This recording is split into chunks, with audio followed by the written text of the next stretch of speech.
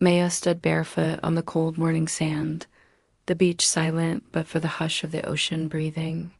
The sunrise unfurled like a prayer across the sky-soft pinks and golds spilling over the horizon.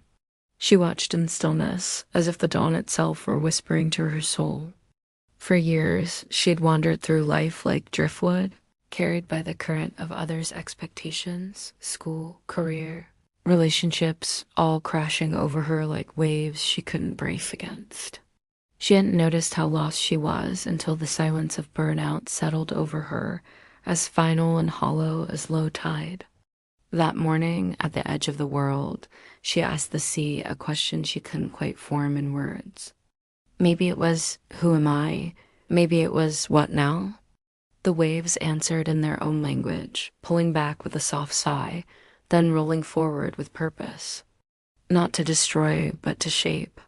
Even the hardest rocks are worn smooth in time, they seem to say. Even the most restless tide knows when to rest. She began walking, leaving no footprints on the wet shore behind her. With each step, she shed something invisible, a regret, a label, an old fear like shells too small to carry. She let the rhythm of the sea be her guide, its rise and fall echoing her breath. Meditation didn't feel like silence anymore. It felt like listening.